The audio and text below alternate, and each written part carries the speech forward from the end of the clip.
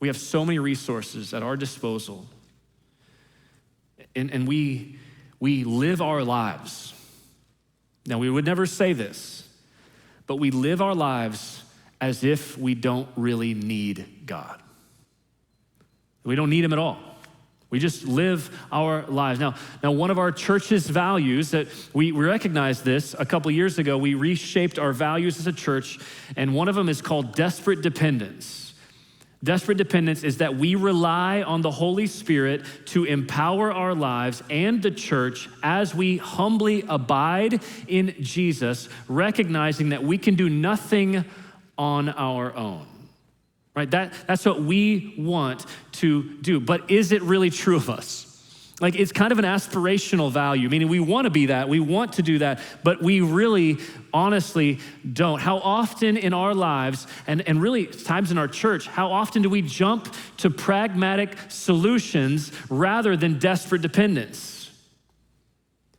We have all the options. We can make it happen. We can put enough resources to this. We can have enough programs to do this. And so we jump to that stuff rather than depending on God to do what only he can do. I had somebody ask me a question as a young pastor 15 years ago. They asked the question, if the Holy Spirit was removed from your church, would anything change?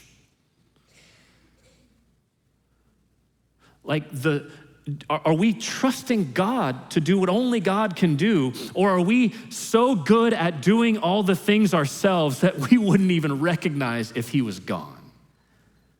It can't be that, right? It must be devoted to dependence, desperate dependence on God. And so what we want to do as a church is we want to realign our lives with Christ's perfect standard. Like we're going to try to move that direction by his power. And so we know, and listen, I know I'm going to say baby steps a couple times here. Some of you are like, I'm way past baby steps.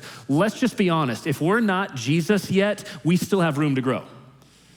Okay, so don't think too highly of yourself. Like, there's ways you can grow, and maybe you're thinking you're further along than you really are. I do that all the time. That I'm further. I know I'm really not. If I'm just doing this, I think I'm here, but I'm actually here.